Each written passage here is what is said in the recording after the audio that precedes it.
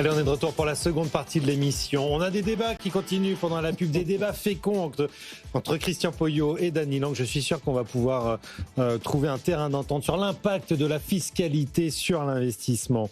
On est toujours donc avec Dany Lang, Christian Poyot et Ludovic de Sauté. On va parler souveraineté économique maintenant. On a eu beaucoup de dossiers dernièrement à traiter du côté de Bercy, LMB Biogarant, Eutelsat, un débat qui devient même très politique. Jean-Luc Mélenchon et Jordan Bardella ont accusé Roland Lescure et puis le gouvernement de manière générale de brader les pépites de l'industrie française et notamment de l'industrie française de la défense.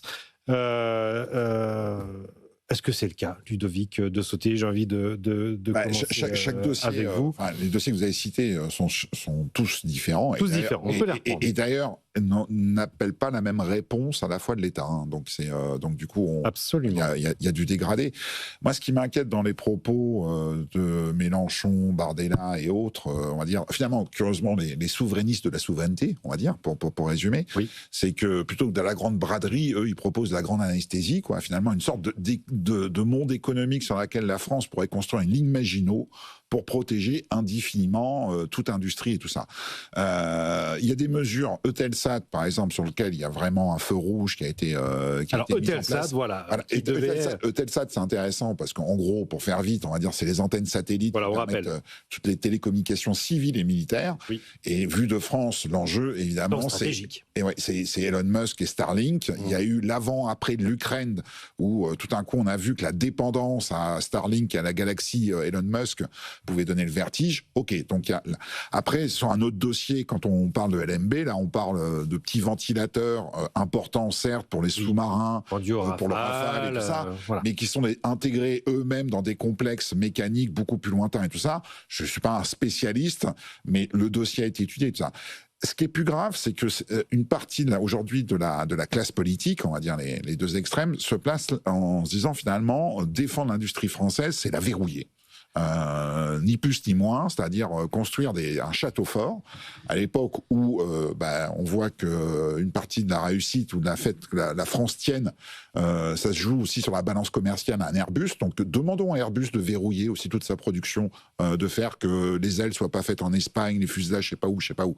Donc on est là sur un logiciel qui est complètement dépassé par le monde entier, et surtout on se pose pas la bonne question, c'est-à-dire que plutôt que de se dire empêchons de vendre, comment la France aujourd'hui n'est pas plus agressive, comment on n'arrive pas à mobiliser plus de financement pour créer des géants, et pourquoi on a du mal à produire dans ce pays aussi. Parce que c'est un sujet aussi, Christian Poyot, LMB, il y avait juste aucun industriel français ou européen pour le reprendre. Hein. Oui, alors bon, excusez-moi de dire ça assez crûment, messieurs Mélenchon et Bardella disent n'importe quoi. De toute façon, c'est un sujet auquel ils n'y connaissent rien, d'accord ? Ils n'ont jamais mis les pieds dans une entreprise, ils connaissent pas. Enfin, vraiment, c'est de la politique de bas niveau, etc. C'est triste, hein, et c'est des gens qui veulent prétendre aux plus hautes fonctions de l'État. Bon, enfin, ça montre un peu la qualité de leur connaissance. Bon, sur le dossier des ventilateurs, je crois que c'est une société de 85 personnes, ce qui est éminemment respectable, bien évidemment. Mais enfin, une PME. Qui d'ailleurs appartenait à une société américaine il y a 6 ans. C'était Honeywell. À l'origine, le B de LMB, Jean-Marc Vittori nous expliquait ça vendredi, c'est même... belge. C'est une société qui est née en Belgique, qui est partie aux États-Unis, effectivement. Donc là, elle était sous contrôle américain, elle est revenue française, là, elle va repasser américain. Enfin, et je ne prétends pas connaître le dossier. Moi, je fais confiance à nos fonctionnaires, aux gens de l'État pour la Direction générale de l'armement et Bercy. Vu de l'extérieur, on n'a pas le sentiment du sujet stratégico-stratégique qui va. Voilà. Bon. Le deuxième point que vous évoquez, effectivement, Raphaël, c'est le sujet du financement. Pourquoi ça se passe tout ça ? Parce qu'effectivement, le private equity en France est très faible. On n'a pas de fonds de pension. Mais ça fait 25 ans qu'on répète là-dessus. Voilà, donc cette entreprise cherche des financements, elle ne les trouve pas, elle va les chercher ailleurs. C'est le jeu des marchés d'une manière générale. Donc ça, c'est le deuxième point. Troisième point, effectivement, il y a une tribune aussi aujourd'hui dans les Échos là, qui est signée par Séjourné sur le sujet achetons européen. Oui. C'est là-dessus aussi qu'il faut se battre. Préférence européenne. Voilà. Alors, là aussi, hein, c'est un sujet, on a l'impression de rabâcher les trucs. Je rappelais tout à l'heure que j'avais été président de Croissance Plus, on s'était battu sur le Small Business Act, ça fait donc 20 ans à peu près, qui globalement, c'est pas exactement la même chose, mais enfin l'esprit est exactement le même, c'est-à-dire de mettre des préférences européennes. Oui. Mais il faut faire ça. Enfin, et ça bouge, ça a été au sujet d'un Conseil européen au mois de décembre. Encore une fois, ça fait des années qu'on en parle, mais il semble qu'il y a une prise de conscience. Donc c'est là-dessus qu'il faut se battre d'une manière générale. Après, les décisions sur telle ou telle entreprise, globalement, la politique industrielle française est quand même sérieuse et on sait bloquer les choses quand c'est nécessaire. Mais encore une fois, concentrons-nous sur les vrais sujets, achetons européen. On a une doctrine qui a été instaurée en France depuis 30 ans maintenant sur le contrôle des investissements étrangers, qui n'a jamais cessé d'être renforcé, d'ailleurs, Daniel. Alors des points d'accord, des points de désaccord. Point d'accord, j'ai regardé, fouillé un peu les dossiers dans les perspectives de cette émission, et je trouve en effet, je dois le reconnaître, même si je ne suis pas favorable au gouvernement actuel, qu'il a fait le job. C'est-à-dire qu'il a correctement distinguer des actifs qui sont absolument stratégiques, des actifs qui l'étaient moins, et dans les actifs qui l'étaient moins, il a mis en place des procédures qui font qu'il conserve une minorité de blocage. Ceci dit, de manière plus générale, il y a un vrai enjeu de souveraineté. Parce qu'il ne faut pas oublier que les États-Unis sont libéraux pour dire aux autres, vous êtes libéraux, vous devez libéraliser, mais quand il s'agit de leur industrie ou de leurs intérêts stratégiques, ils ne l'ont jamais été. Mais jamais, au grand jamais. C'est la nation et le bastion du protectionnisme. C'est même là-dessus que se sont construits les États-Unis. C'était la doctrine d'Abraham Lincoln. Le protectionnisme pour développer l'industrie américaine contre l'ancienne colonie anglaise. Donc, ne soyons pas naïfs non plus. Il faut effectivement protéger les industries françaises et développer un protectionnisme européen. Le grand problème aujourd'hui du Small Business Act et autres, c'est que l'Union européenne s'est construite autour de la politique de la concurrence, que ça reste la reine des politiques et que cette politique de la concurrence s'oppose frontalement à l'idée même de politique industrielle qui suppose des priorités stratégiques et des financements d'État stratégiques. Donc, une fois de plus, sur ce dossier-là... C'est pas en train de changer ça, quand même, l'état d'esprit à Bruxelles. Quand on creuse un peu, je dois bien reconnaître qu'il n'y a pas de scandale. Enfin, d'après ce que j'ai vu, moi non plus, je ne suis pas un spécialiste de la question, mais en tout cas, l'État a vraiment fait preuve d'une grande finesse en fonction de l'intérêt stratégique des entreprises. Oui. Ceci étant dit, moi, je suis plutôt du côté de ceux qui, effectivement, vont dire il faut protéger nos industries, il faut aller plus loin, il faut créer des outils numériques européens qui viendraient remplacer Mastercard et Visa parce qu'on est dépendant des Américains là-dessus et que dans le contexte géopolitique international, ça suffit. Et de la même manière, disposer d'outils numériques ou développer des outils numériques qui sont des alternatives aux produits Microsoft et autres, parce que ça devient problématique. À un moment, l'Europe doit pouvoir affirmer sa souveraineté. Donc je suis assez d'accord avec ceux qui disent attention à notre souveraineté. Christian Poyot, on pourra revenir sur le numérique, mais Ludovic, le mindset est en train de changer, l'état d'esprit est en train de changer à Bruxelles. Il y a une sorte de réveil sous les coups de butoir de Donald Trump. Il y a un changement, il y a un double changement d'ailleurs. Je vais revenir juste sur les chiffres de la France, mais si on va à l'échelle européenne, ils sont comparables. C'est qu'en l'espace de 5-6 ans, le nombre de dossiers sur les contrôles d'investissement étrangers en France a presque doublé. Et il y a deux choses qui ont alimenté ça. D'abord, parce que c'est une réalité, c'est que la France est plutôt une proie dans ce jeu-là, mondialement.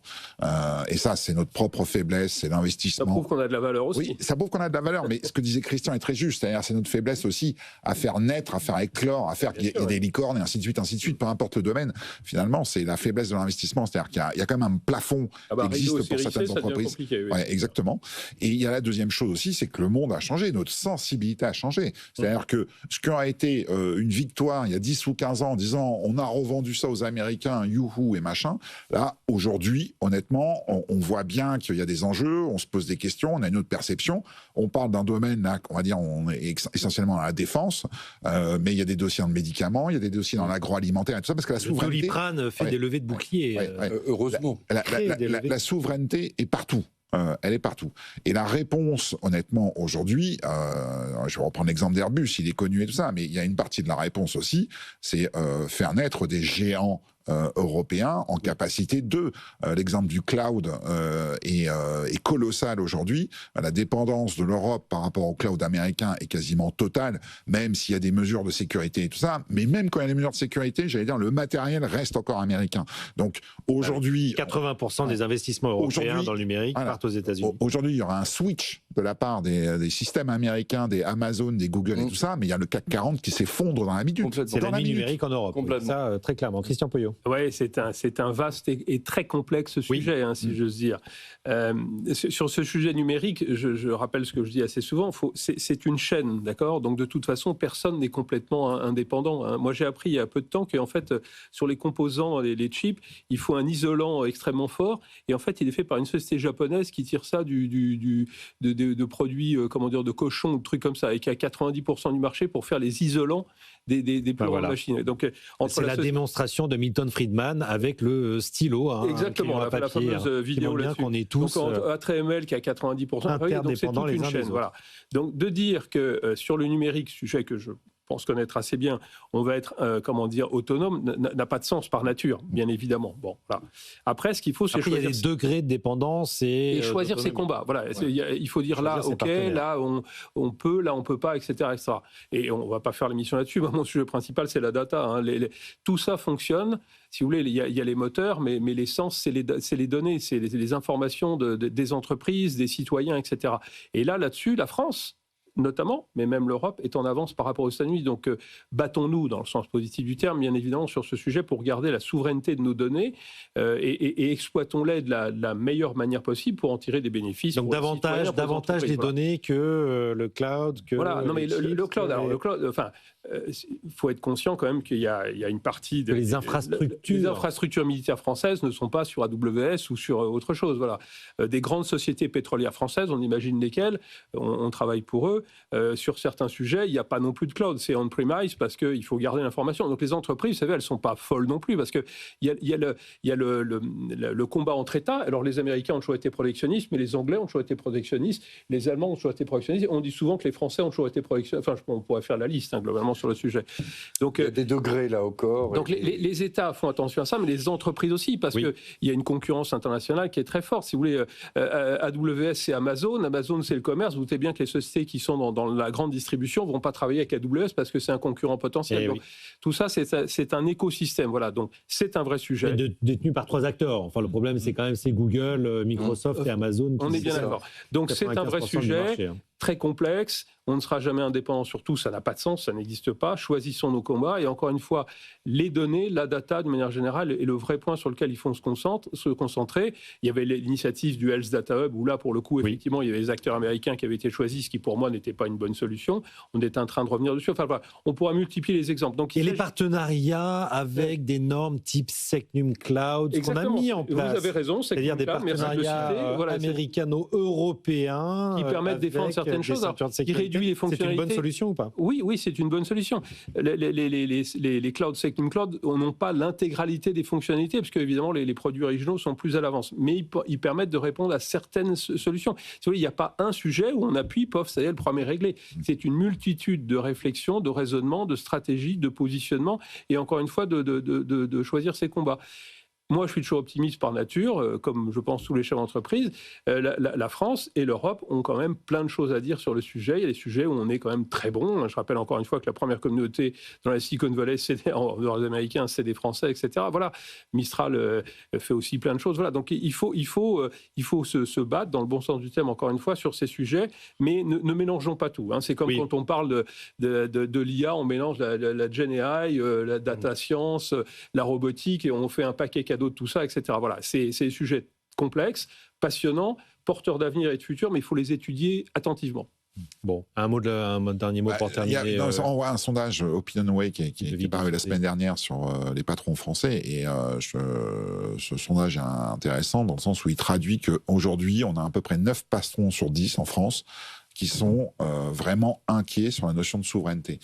Mais ce qui est intéressant derrière cette notion de souveraineté, c'est qu'ils ne placent pas la logique de relocalisation. C'est-à-dire, c'est pas ça le combat. C'est pas qui plus est dans un pays où le coût du travail et la productivité sont ce qu'ils sont. Oui. C'est aujourd'hui très clairement, on l'a senti sur l'histoire des terres rares, on l'a senti dans plein de domaines. C'est-à-dire que tout d'un coup, une laisse qui était un peu lâche est devenue très très tendue. C'est-à-dire qu'on a compris nos interdépendances. Le problème, c'est que y a deux superpuissances en face, la Chine et les États-Unis, qui commencent à avoir honnêtement, dans certains domaines, des comportements tout à fait comparables et qui peuvent durcir le jeu. Et là, aujourd'hui, la réponse, honnêtement, et c'est là où Jean-Luc Mélenchon et Bardella se trompent un peu, elle ne va pas se jouer qu'à l'échelle de la France. C'est-à-dire que la réponse ne peut être que européenne, honnêtement. Oui. C'est-à-dire que le combat, c'est pas de maintenir, c'est un véritable enjeu en termes de tissu économique, les 85 emplois qui sont en Corrèze, d'ailleurs, près de Brive-la-Gaillarde, c'est de se dire... Très belle région. Ouais, très belle région. C'est davantage de se dire comment demain, dans un écosystème, que ce soit pour le Rafale, le SCAF ou autre, ou peu importe, un futur avion ou des drones, l'Europe est en capacité de décider d'être dépendante pour un système de défense. Mais ça, on le répercute. Rappelons-nous quand même qu'en agroalimentaire, on va vivre une année importante, puisque pour la première fois, la France... a priori, aura la balance commerciale pourrait être, la balance commerciale agricole pourrait être négative pour la première fois. Le pays de la bouffe est en train de... décennies, on était numéro 2 mondial il y a 20 ans. Le pays de la bouffe va apprendre ce qui est aussi la notion de souveraineté dans l'agroalimentaire, puisqu'on va être dépendant. On va rentrer dans une notion de dépendance sur quelque chose qui était une pépite. Véritable inquiétude. Hein. Il y a le baromètre de la souveraineté 2026 Cubic Opinion qui est publié ce matin. C'est celui-là dont vous évoquiez. Hein. Donc 500 entreprises effectivement interrogées. 9 sur 10 jugent que la France perd en compétitivité. 33% des chefs d'entreprise estiment que leur dépendance envers l'étranger menace les capacités de croissance. Et près de 9 sur 10 quand même n'envisagent pas de relocaliser. C'est pas à l'ordre du jour. On peut comprendre pourquoi, vu effectivement la situation politique aussi. Pour la souveraineté, on va en entendre parler pas mal, je pense, d'ici 2027. Grand sujet de la prochaine présidentielle. C'est aussi un peu une question de souveraineté. C'est le dernier thème, il nous reste 10 minutes ensemble. Il est 10h48 sur BFM Business. On va parler de Capgemini et de l'annonce ce week-end de la cession de sa filiale américaine qui avait contracté avec l'ICE. L'ICE, vous savez, cette police de l'immigration qui fait tant parler d'elle depuis quelques semaines, quelques mois maintenant, avec des méthodes choquantes, violentes. Extrêmement brutales, on peut le dire. Extrêmement brutales. Aux États-Unis, qui est une sorte de police politique. Oui. Capgemini a-t-il eu raison de mettre en vente sa filiale pour autant? Christian Poyot. Je fais partie de ce secteur, donc je vais me permettre peut-être d'intervenir en premier. La manière effectivement dont cette police américaine intervient est assez... De stupéfait, tout ça, on est tout à fait d'accord. Je pense qu'il n'y a pas de débat sur le sujet. On peut comprendre le sujet de fond de dire effectivement l'immigration est un vrai sujet aux États-Unis, mais d'ailleurs l'immigration a des points positifs et des points négatifs, mais la manière dont c'est fait est évidemment totalement hallucinante, des morts, etc. Bon, voilà, une fois qu'on a dit ça, là on a l'impression qu'il y a un flot de critiques contre Capgemini, quelle horreur, etc. Bon. Moi, je voudrais rappeler des choses simples. Je n'ai pas le détail, mais je suppose que Capgemini a signé ce contrat, la filiale américaine. La filiale américaine de Capgemini. Et si j'ai bien les chiffres, c'est dans les Échos, ça représente 2% de la filiale américaine, d'accord? Donc c'est 0,2% du chiffre d'affaires global de Capgemini. Donc il y a une filiale de la filiale américaine qui a signé un contrat. Ils l'ont signé quand? Il y a 2 jours? Il y a 3 jours? Ils ont dû le signer il y a 6 mois, ou peut-être il y a 1 an, ou 2, j'en sais rien. Il y a même quelques années, je pense. Oui. Et ils ont fourni un logiciel de reconnaissance, d'accord? Voilà. Donc ils ont fait leur business. Ils ont des compétences. C'est ce que Capgemini fait tout autour du monde. Hein. Voilà, et qui font partout. Voilà. Bon. Donc dire que, je ne sais pas quoi, comme on entend là aussi certains responsables syndicaux qui par principe tirent en disant Capgemini, je ne sais pas quoi, est complice, etc. C'est complètement n'importe quoi. C'est incroyable et horrible d'entendre ce genre de propos. Voilà. Bon. Une fois qu'on a dit ça, effectivement, l'information a monté et Capgemini dit « Ok, je vais mettre en vente cette filiale. » Bon. Est-ce qu'ils ont raison? C'est vrai qu'il y a une pression significative. Et encore une fois, j'ai commencé par ça. La manière dont ICE intervient est totalement condamnable, bien évidemment. Maintenant, ça veut dire qu'on va screener tous les projets que font toutes les entreprises françaises dans le monde entier et on va juger de la valeur de leurs clients pour dire tu as le droit de vendre ou tu n'as pas le droit de vendre. Attention, voilà. Donc j'ai un raisonnement, j'avoue que c'est difficile de prendre position. Ça pose une véritable question qui est celle de la morale dans le business. Dans le business, le business est donc encore une fois, et la morale confiance aux dirigeants de Capgemini, ils ont dû prendre la décision en conscience, mais dire que c'était obligatoirement ça qu'il fallait faire, et c'est quoi, ça va être une jurisprudence qui doit s'imposer partout, là je suis beaucoup plus dubitatif.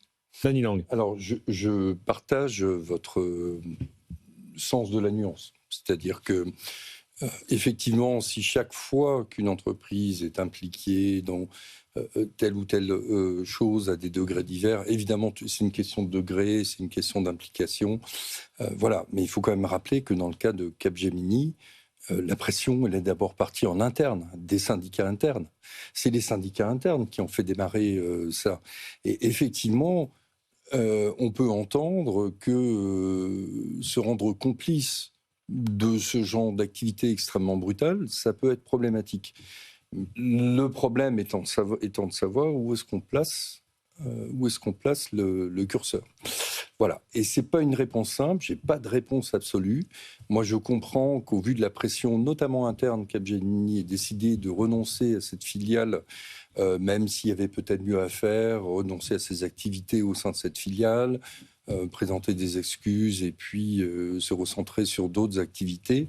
Donc, c'est pas une réponse simple. Et je suis assez d'accord avec vous sur votre sens de la nuance, même si, évidemment, ce qu'a fait l'ICE, notamment en assassinant 2 personnes quasiment à bout portant, ça doit interroger tout le monde et ça justifie aussi les levées de boucliers des syndicats internes. Je le rappelle, ça part de l'intérieur. Absolument. Après, l'ICE en elle-même structurellement est une police qui doit gérer les questions migratoires, oui, mais est tout à fait normal. On peut gérer les questions migratoires, plein de pays le font, sans tirer à bout portant, évidemment. Sur des êtres humains. C'est totalement pertinent. Il y a d'autres manières de faire. Évidemment, tous d'accord avec ça. Moi, je voudrais rappeler aussi, parce que c'est des entreprises qui ne sont pas tellement connues du grand public, Capgemini, ça fait du B2B, comme si je veux dire. C'est vrai, voilà, c'est un géant mondial. Le connaît absolument un petit peu moins, mais ce sont des fleurons français, si je veux dire. La valeur des entreprises françaises, et là-dedans, je vais bien évidemment mettre le groupe Talent, Micropole, et Cap est un leader là-dedans sur la partie conseil et intégration des solutions tech et compagnie. Donc surtout ne tirons pas sur l'entreprise et sur Capgemini. Enfin, c'est une très belle boîte créée par Serge Kampf il y a longtemps, 60 ans, quelques décennies, chose comme ça, etc. Voilà. Et c'est un des. On parlait, du numérique tout à l'heure. Le numérique, c'est aussi la mise en œuvre des solutions. Vous avez des solutions technologiques, mais il faut les mettre en œuvre là-dessus. Et là-dessus, les Français sont très forts. Voilà. Donc sachons raison garder. Ce dossier, je trouve intéressant. Et évidemment, sur l'ICE, je pense qu'on est tous d'accord ici sur les méthodes inacceptables, on va dire, de cette police des contrôles de l'immigration qui, en termes de rafle, on va dire. Moi, je trouve la décision prise par Capgemini courageuse.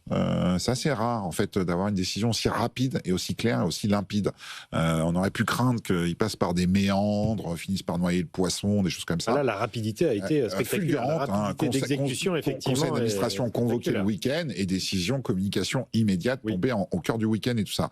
En tout cas, il y a eu un choix très clair. Et il y a eu un choix très clair parce que j'entends, et il y a le risque de jurisprudence, mais cette jurisprudence, elle est davantage dans la projection technologique sur des notions et tout ça. Là, dans la souveraineté, il n'y a pas que la technologie, il y a aussi la souveraineté des valeurs, en fait, et qui est tout aussi importante.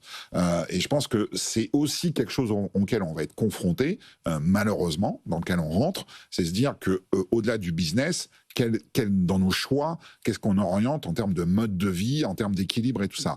Et Danny le disait à l'instant, c'est que cette réaction de Capgemini, parce que c'est une boîte de conseil, c'est une boîte d'intelligence, Capgemini. Oui. Et en interne, si, j'allais dire, les effectifs de Capgemini ne sont plus raccords avec ce que fait l'entreprise en termes de conseil et tout ça, là, c'est un divorce colossal. Oui. C'est comme si les machines-outils s'arrêtaient chez Mercedes. C'est la même chose. Donc, en fait, l'entreprise a ça à gérer dans une entreprise, dans une boîte de conseil. Donc, il y a à la fois le risque réputationnel à l'extérieur, mais aussi en interne avec les collaborateurs. Et après, il y a quand même un raté, même si Capgemini dit oui, vous comprenez, c'était une filiale, ils étaient sous tutelle des entreprises américaines. D'abord, on s'aperçoit à quel point une filiale, ce qui corrobore ce que disait Dany sur le côté protectionniste des États-Unis, une filiale d'une boîte française aux États-Unis peut être complètement sous couvercle. La maison mère ne voit même pas les contrats et n'est même pas au courant de certaines activités. Non, mais ce qui est une façon déjà de gérer une boîte. Mais après, il y a une problématique sur laquelle... Peut-être une manière de se dédouaner aussi. Peut-être une manière de se dédouaner. C'est pas des chapelles indépendantes. Mais non, moi, je serais vraiment pas étonné que ça soit le cas, honnêtement, par rapport à certaines activités. Mais pour autant, quand même, et Capgemini le sait, il y a eu un problème de contrôle interne. C'est-à-dire que cette affaire aura dû être anticipée, aurait dû être... on la voit arriver dans une entreprise comme ça. Mais non, Christian Poyot. Encore une fois, quand est-ce que tout ça a été fait? ICE, ça date de quand? Ça date d'il y a 3 mois, je pense. C'est fin d'année. Et les délires datent d'il y a malheureusement peu de temps. À Minneapolis, enfin les deux meurtres, on peut dire ça comme ça, à Minneapolis. Le dernier, il y a quelques jours. Les opérations là, ils sont plusieurs mois. Donc, on est, je sais pas, je vais essayer de remonter dans le temps, on est en juin 25. En juin 25, la filiale américaine, Trump dit OK, je mets en place ICE, etc. Ce qui est bon, voilà, il a été élu quand même sur ça aux États-Unis, et Dieu sait si je ne suis pas un supporter de Trump. Il y a un appel d'offres, on répond à l'appel d'offres. Comment voulez-vous que la société à ce moment-là se dise, bah tiens, dans 6 mois, en fait, ça va dériver totalement et ça va aboutir aux événements qu'on connaît à l'heure actuelle. Non, mais c'est-à-dire que je parle de la séquence des dernières semaines. Alors là, simplement, là, ça a été créé en 2003, c'est bien ce qui me semblait. C'est une très vieille police. C'est même pas le sujet. Non, mais je parle des opérations. Mais c'est un service du gouvernement qui existe depuis plus de 20 ans. Et ça marche dans le sens inverse. Il y a sur une grande entreprise, vous avez certains sujets qui peuvent être des sujets de sécurité nationale, que ça soit en France ou à l'étranger et dans les deux sens, où en fait, il y a un contrôle capitalistique, mais en fait, la vision de ce qui est fait n'est pas transparente. Enfin, moi, je l'ai vu dans des cas particuliers, si vous voulez. Vous dire, qu'est-ce qu'on fait exactement là-dedans? Non, on vous dira pas. Voilà, on vous dira pas, c'est fermé, et vous avez le droit d'avoir pas du tout l'information. Eh oui, c'est le sujet, évidemment, avec chaque contrat gouvernemental. Merci à tous les trois pour cette émission passionnante, disponible en podcast et replay sur l'application